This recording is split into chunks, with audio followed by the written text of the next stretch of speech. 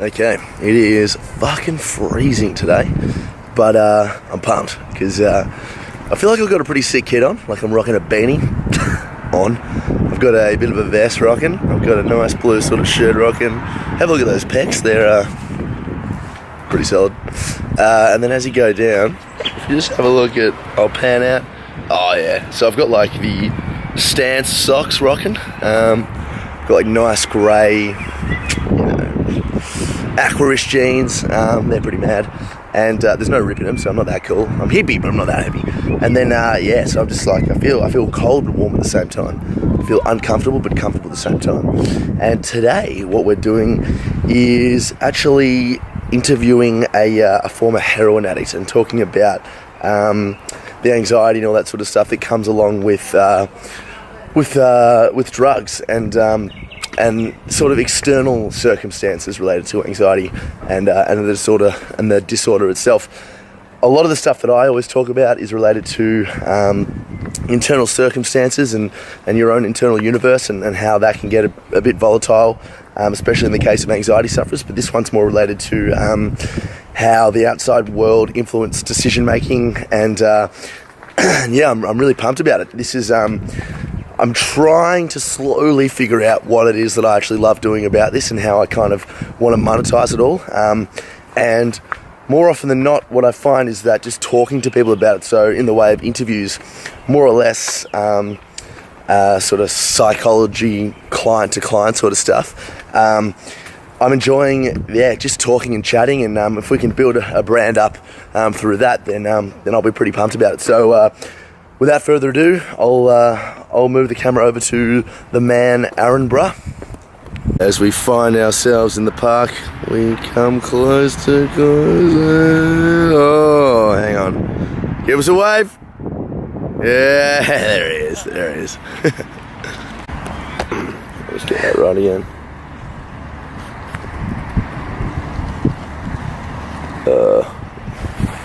What's that? Yes, wait. Oh, fuck. Get my fucking head in. That's good now, yeah? I think so. Yeah. Yeah, cool. Yeah, sweet. Okay. All right, mate. Thanks for doing this. Did you want to just tell everyone a bit about yourself and why you're, why guess what your story is? Yeah.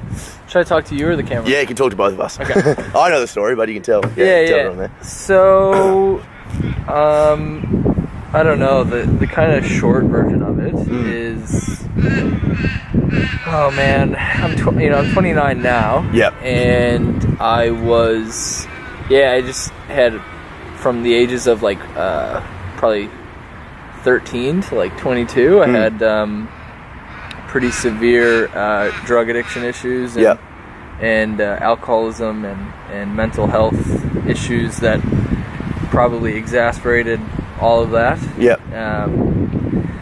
So that went on for like probably like 9 years or something like that. Yeah. And so how did it start? Like 13's so fucking young to get into that shit. So basically, I'll move this camera along. That's right. There you go. Yeah. There we go. So basically what it was my thing was I was kind of restless and fearful and irritable, and I kind of always felt like this sense of like anxious apartness. Yep. That is like an existential dilemma that like most 12-year-olds probably aren't thinking about. Yeah, exactly. Yeah. Most fucking 12. What are they thinking about? They're just Dragon Ball Z. Dragon Ball Z. Yeah. First edition Charizard. Yeah. Pokemon. Exactly.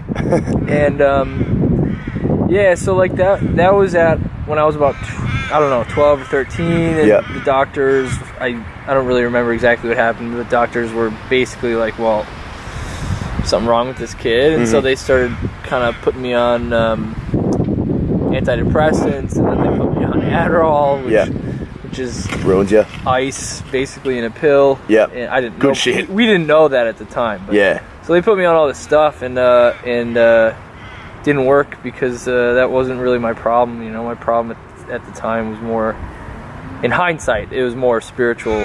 Yeah. Even at that age, though, like, it's just... 'cause Yeah. do you feel like if it was just filtered correctly without giving you all these drugs and without, misdiagnosing, that you probably, like, if they... Let's say, for example, you had found CrossFit at that age, or you had found something where you could filter all this energy, it seems, do you think you'd be in the same boat? I think that I would be in the same boat in the sense of my chemical dependent stuff, because I think that was just going to happen. Yeah, I think that's it's just... inevitable. If the moment, at some point, if I had had a beer, I would be... You'd have 20,000. Exactly. I'd be in trouble. Just because biologically, that's just kind of how I metabolize alcohol. Yeah. But, but I think as far as the mental health stuff goes, I think so. I think that, because nobody talks about mental health and nobody has any... There's, like, not a lot of early interventions for this sort of stuff with children. Yeah. And with, teaching them about the mind and the ego and why it says the things that it says and why it tries to make you feel isolated and why it does this and this. And there's no... you learn about long division and you learn about,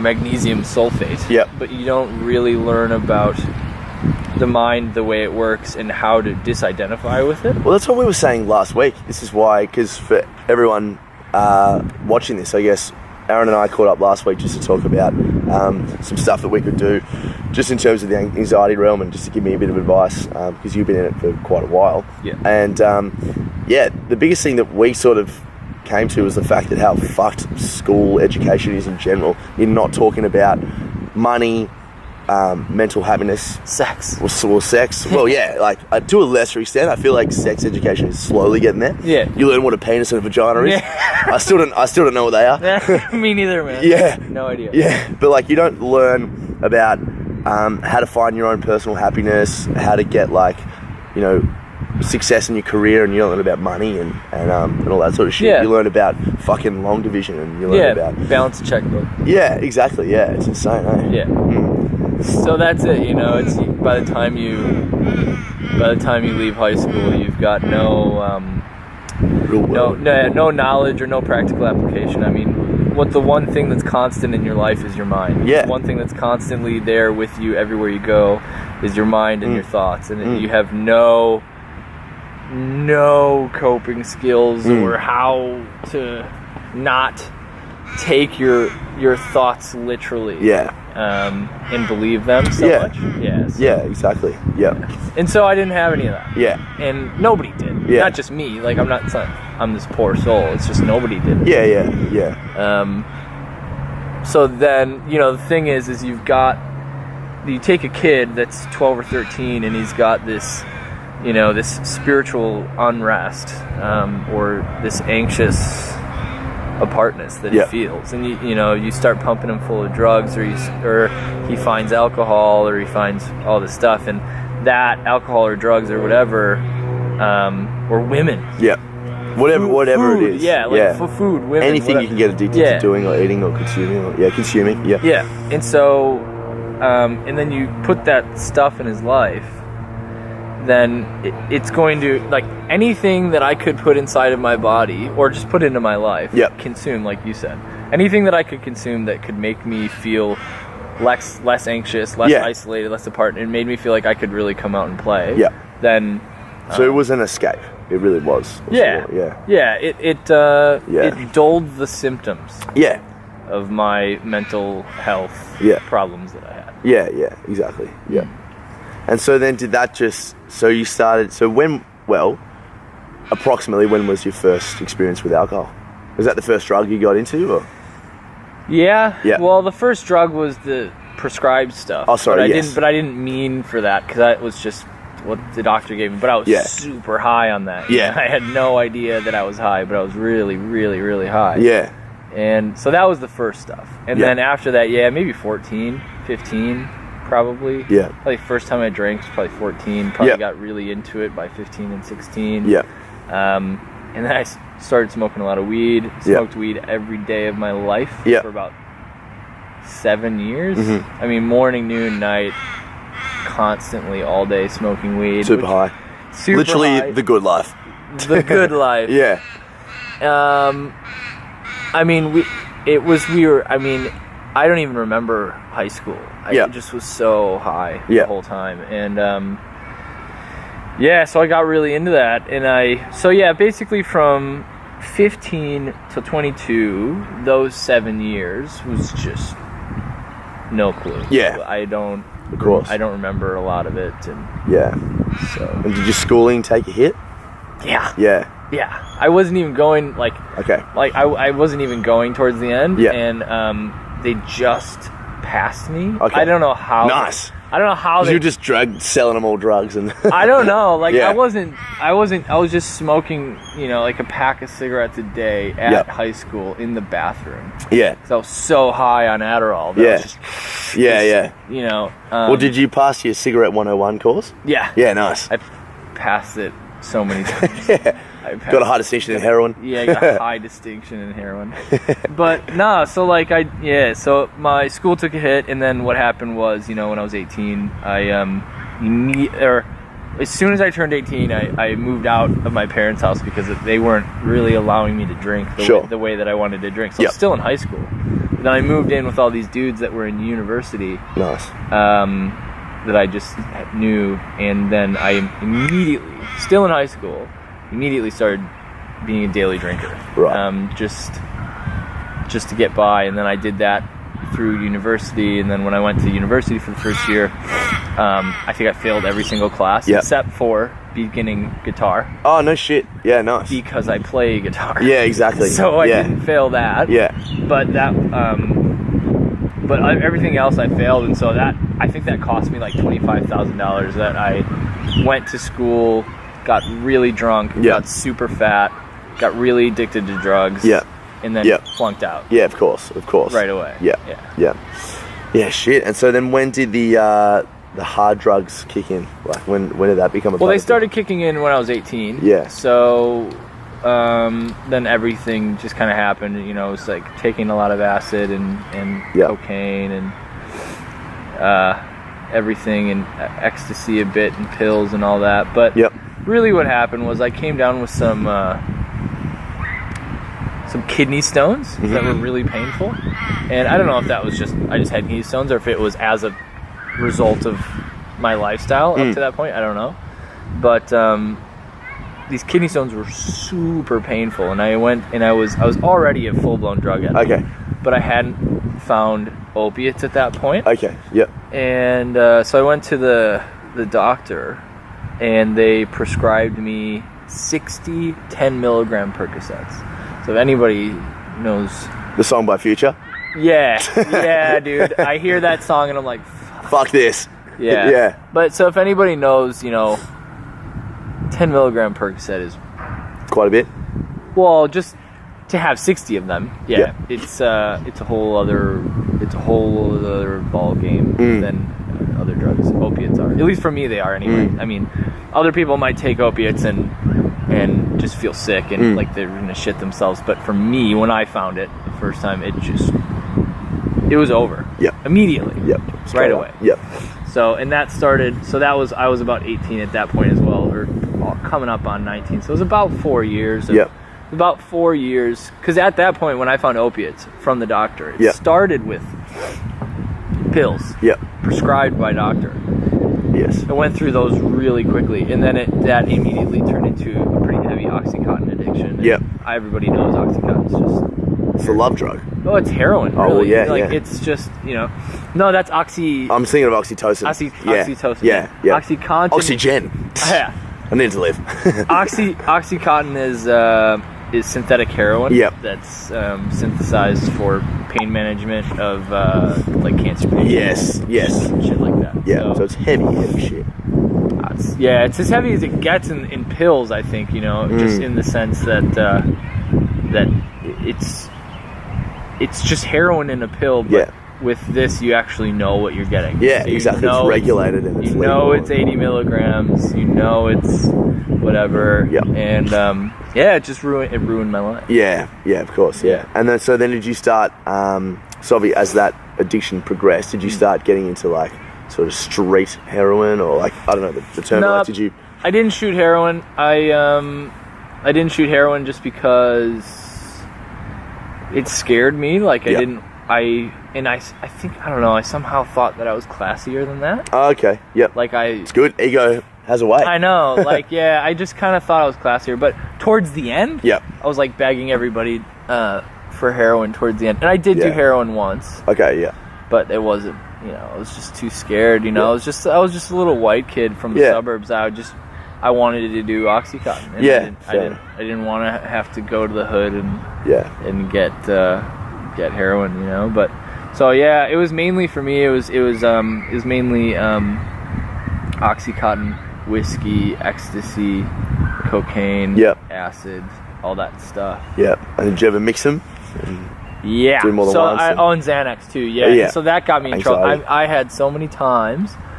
I had so many close calls. Like, I just had a lot of close calls of like mixing drugs that you shouldn't be mixing. Like, I remember one night I was mixing Suboxone with cocaine, and I just I would always end up in a bathtub, right, with my girlfriend feeding me bread and water. Really? To try to keep me alive, because I'm like, my heart's palpitating and I'm shaking and I'm sweating and I had mixed some sort of chemicals that you should, like, Suboxone and cocaine that's fucked up. Yeah. Shouldn't hit it. Shouldn't mix that. And so, if only those kids knew what we were talking about. Yeah. Hey. Yeah. Stay Give off. me some cocaine. Stay off Suboxone. Do you have any? Yeah. Yeah. Shit. Okay. And so, when did you realise? Well, when did you come to? I guess because I feel like every time we've spoken about this, underlyingly, you've always, the way you described it to me is you always kind of felt like there was an issue there. But when did you sort of take a stand and go, okay, I've got to deal with this? Because this is the first time on the channel that we've spoken about anxiety induced from external circumstances. Like, it's more of a thing we talk about, OCD and things that can come about through your own weird sort of habitual pathways. But this is something that sort of externally took a hold of you. So when did you come to that realization that you had an issue and it needed solving? A couple times. Yeah. So it was simply a matter, towards the end, it was simply a matter of sheer exhaustion. Yeah. In the sense that the lifestyle of a pretty severe opiate addict is exhausting. Yeah, of course. And it means that every day, if I don't find a way to come up with $100, because you have to sell drugs to do this. Yeah. Because you can't just have a 9-to-5 and do this. So what I was doing mainly to support my drug habit was sell drugs. Yeah. And so what that looks like is every single day, as soon as you wake up, you've got all these phone calls and all these text messages, and it's just nonstop. Yeah. So as soon as you wake up, you got to make a move, and you got to do this, and then this guy owes you money, and do and all this stuff, just in order to get your fix, and then all this shit. And so there were a couple times where, I was 21 or 22, and I was just so fucking tired. Yeah. And I was having panic attacks all the time. Yeah. I was ending up in the hospital with my panic attacks. Yeah. And I would come home and go into my parents' bedroom, and I would just hit my knees, and I would start crying, and I would just tell them, I said, look, I'm fucked. Yeah. And I would give him my phone, I would give him my drug money, I would maybe give him my drugs even, give him my car keys, and just say, look, take all this and don't let me out of the basement for 30 days. Yeah. And I did that, I don't know, 3 times. And so I would go down there and I would kick opiates and Suboxone, and I would be so dope sick. So it's withdrawal? Oh my God. Yeah. It's opiate withdrawal is just it would be shocking. It's beyond anything. Yeah. And so, and I would do that, and I would kick 28 days or whatever it was, and I'd be super sick. And then inevitably I would convince myself that surely I'd overreacted, as addiction works. Surely I'd overreacted, and we'll be right this time. Yeah. And so I would start drinking, and then I would start using and all that stuff. But eventually what happened was eventually what happened eventually what happened was I had a pretty decent overdose. Yep. And so yes.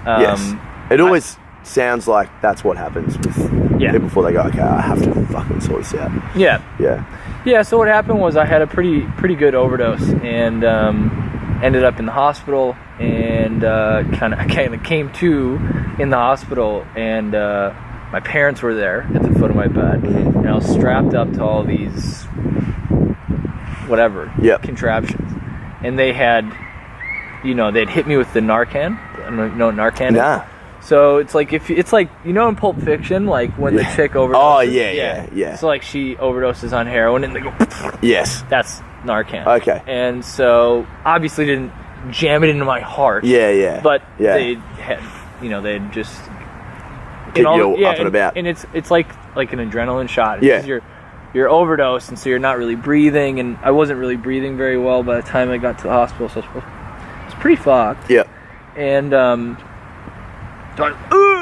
you kind of wake up and you're like, oh my god.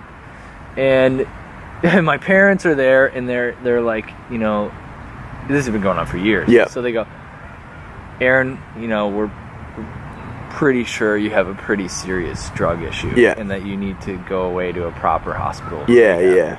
And I said, yeah, don't you think that's a kind of overkill? Yeah. I literally said that. I said something to the effect of, I think That's a bit too you're much. blowing this out of proportion. Yeah, You yeah. certainly don't need to go to the hospital. Yeah. I'm in a hospital dying. Yeah. You can convince you of anything with the mind. Yeah. Yeah, man. And because the mind wants control. Yeah. And so my ego and my mind just wants control. Yeah. And so the only thing that makes me different from other people is that my mind has a specific tool that it uses as an extremely powerful source of leverage. Yeah. To get control over my actions. Yeah. And that's drugs and alcohol. Yeah. That's it. Yep. That's the only difference. Yep. It has an extra accessory. Yeah. That like this extra thing to Yeah. really fuck my life up. Yeah. And that's it. It's not just a man digging a hole; it's a man with a shovel. Exactly. digging a hole. Yeah. Exactly. So that's all. That's what it is. And so the mind, my ego, you know, wants to be able to do whatever it wants, and it knows that if I get sober, if I go into recovery, Yep. No shit. start living this new life, it doesn't want that. Yeah. So, but yeah. So then, yeah, I went away. I went away for a long time. I went to, I went to fuck. Yeah, I went to fuck. Nice. The island of fuck. Yeah, it's a good place. It's pretty. Never good. been there. It's good. Still a virgin. You should still a virgin. So I went to the psych ward for about a week and a half or something, and that was interesting. Yeah. If you've ever checked into a psych ward before? Because No, I don't even think I've been in one though. I can imagine what it kind of would be like. pretty good. Yeah. Yeah. My roommate was a savant. Okay. Actually, No a shit. savant. Wow. He, One of the smartest people in the world. dude, unbelievable. Yeah. Like, he was a savant in the sense that I brought my guitar in there, and he would take my guitar and put it on his lap, and he could do this thing where he would play it just on his lap. Oh, really? And play it unbelievably well. Yeah, Like, yeah. upside down. Yeah. It was like, but he was like a psychopath. Yeah. So Exactly. he Yeah. was this, you know, an idiot savant. Yeah. And it was, yeah. so it Fuck, was- it's amazing. Yeah. To be so progressed in one Yeah. area and so shit in the other. Yeah, he's like kind of Asperger-y. Yeah, but Yeah, of so he course, was. yeah. I think he was my roommate. Yeah. So that was good. So they detoxed me out of there, and then I checked into I checked into a place that's really similar to where I work now. So a inpatient hospital that's Yep. like, I was in there for, I think, I don't know, 35, 40 days or something like that. Yep.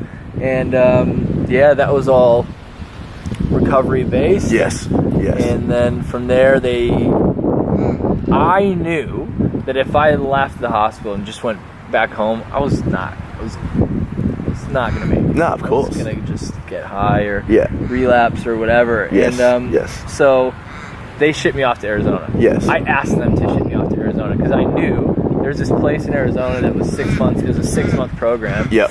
And it was like a military style spiritual boot camp. Cool. Awesome. Where it was like, yeah, like if there was a military for learning spiritual fitness and Yeah. mental health coping, Yeah. this was it. Yeah. Yeah. It was gnarly. I mean, Yeah. they were hazing the new guys and like all this crazy shit. It was Yeah. really unorthodox. Yeah. So I saw that. It was attractive. Yeah, So for that's sure. that's what I did. I went Yeah. to Arizona and I did that. And so, is that where you were introduced to the 12-step program? Yeah. Okay. And do you want to tell everyone about, because my 10 tools coincide very, very closely with spirituality and re-engaging with life, and finding passion and facing your fears and that sort of Yeah. stuff. And when you were telling me about the 12-step program, there was a lot of similarities in that. Do you want to go through with everyone watching what the 12 steps are, and then we can have a chat about those?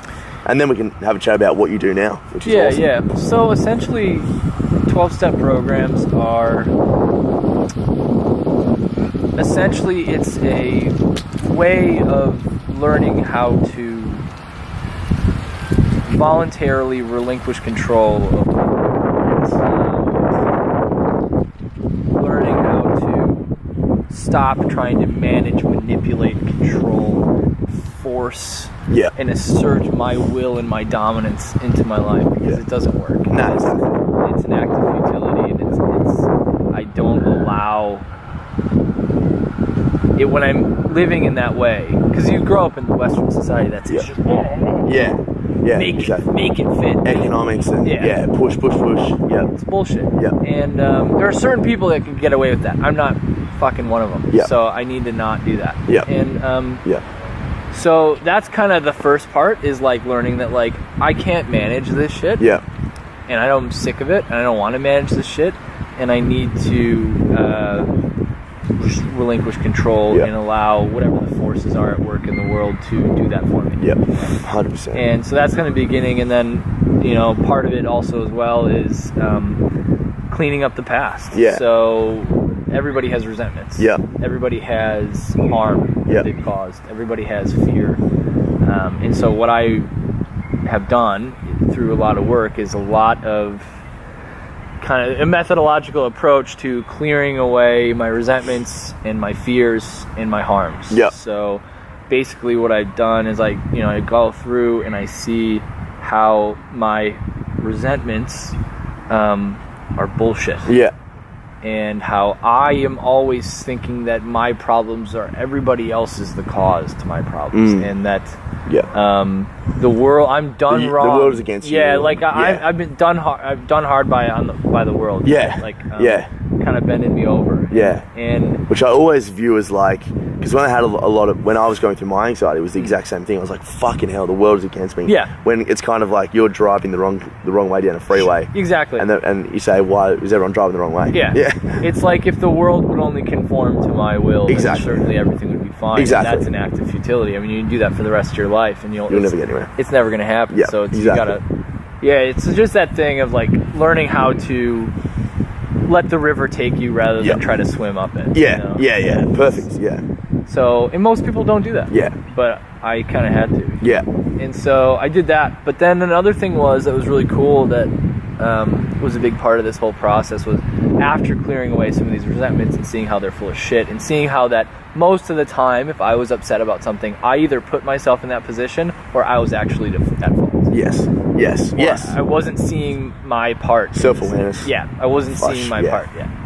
And then another part of it was I hurt a lot of people in my life, and so I went out and I found them, and I tried to make it right. So I call these people and say, "Hey, haven't spoken to you in 6 years since I ripped you off or stole some shit from your house or whatever it was."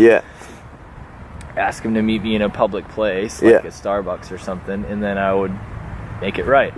So it's essentially like my experience with the whole mental health thing and getting well that way is that I can't just pray and meditate my way into this thing by sitting in the sunshine. Like I am a dirty stained glass window, and I need to clean the dirt off first before that sunlight can come through. So I need to handle the hard yards, so to speak. For sure. First. Which is the resentment, the fear, the harm, all that shit. And then and only then I can work on the fluffy stuff. Then I can do really have a solid experience with being with myself and being happy. Meditation. Like, it's really hard to meditate. Don't get me wrong, meditation's always good, but it's much harder to meditate and really get results if you're just so dirty. If you're not, if you haven't cleaned up the past. 100%. So, that's essentially it. And so I pray and meditate, and that's the cornerstone of my life. That's basically it. That's what I do now. And that's just, I've been doing that now I haven't had a drink or a drug in 7 years. Nice. On August 4th. August 4th. 7 Okay. years. Yeah. And so what about anxiety in itself? Like what did you learn about what anxiety really is, and what did the sort of 12 steps teach you, and that, because clearly you've had, you know, issues with drugs and alcohol and doing wrong by people and all this sort of stuff, but what about the internal battles? Like what did you sort of find out about yourself and all that? Yeah, I still have it, you know. It's still... I guess everyone does. Yeah, it's still a daily struggle. And it's still just I'm afraid that I'm not going to get what I want, or I'm going to lose something that I have. Yep. And most of that stems from me believing that of myself I'm not enough. Yep. Of myself I'm not enough to be okay. Yeah. And so my anxiety, most of it, stems from that faulty belief system that I need something other than what I have. Yeah. And that to me that is the crux of most spiritual or emotional problems, is the belief that I need something else. Yeah. And it's, you know, there's this philosopher guy that used to always say that the problem is you know, what you're looking for, you're looking with. Yeah. And so my anxiety, anyway, I guess what I'm saying is, you know, my anxiety comes from me thinking that I'm you know, because in the last 7 years, since I've kind of turned my will in my life over to the powers that be, whatever you want to call that. Ever since I've done that, I've been taken care of. Do the processes that you have in place, like in not doing, I guess, one of those things, does it scare you that you could regress back to where you were, or Yeah, but so what it is for me is, absolutely, in the sense that if I go off the beam a little bit, I'm immediately in excruciating amounts of pain. And I can't take the pain long enough to not do the work that it takes to get back on the beam, if that makes sense. Okay, I'm with you. Does that make sense? Yeah, it does, yeah. So, like, if I am coming off the beam and I'm not doing what I'm supposed to be doing, whatever that looks like, I'm immediately going to get into pain. And that pain is because now I have a choice, and I think to myself, oh, this fucking hurts. I immediately just go back and I do the work that I need to do. Perfect. So that's become habitual now. Yeah. And so it is scary in the sense that as a recovering alcoholic and a recovering drug addict, I do know beyond a shadow of a doubt that if I let myself go for an extended period of time, I will pick up again. I will pick up and use again. But that doesn't scare me anymore because I have surrendered completely to the fact that I must do this work on a daily basis. Perfect. That's good. It doesn't scare you because you know who you are. Yeah, and I'm not kicking and screaming. Yeah.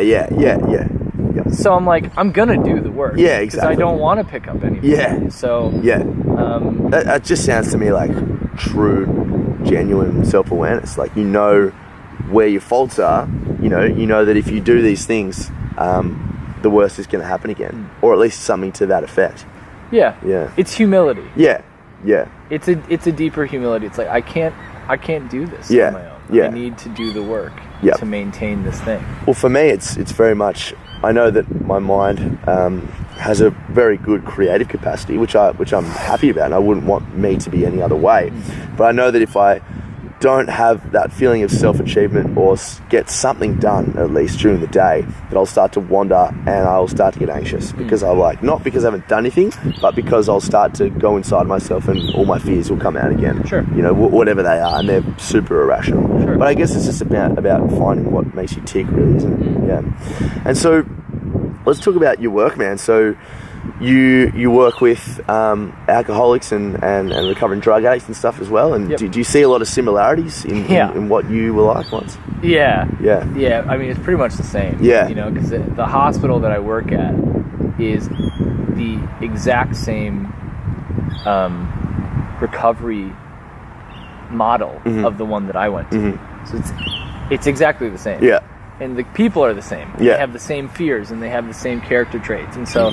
It's just day in and day out of like going into this place and being like, there's me, and just like sitting across from these people, especially when I have a one-on-one client, and I just sit there and I look at them and I'm like, trust me. Yeah. Trust me, Yeah. I know what I'm talking about. Yeah. If you want to stay alive, you gotta listen to me because Yeah. I've been there. Yeah. I've done this. You Yeah. know? So it's cool. Like I get to lecture. I run a lot of group therapy. How many people do you normally lecture in front of? This week was about 30. Okay. 25 to 30. Cool. Yeah, it's good. So I do that, and that's just that's usually about lecturing on maintaining spiritual fitness and Yeah. and just the sort of stuff that we're talking about. Yeah. Really. Yeah. Exactly. I did it on Friday. Yeah. And it was really good, and so that's it. It's basically just showing these people that the main lesson is when I lecture as well is to show these people that drugs and alcohol aren't your problem. They're the solution to your problem. Yeah.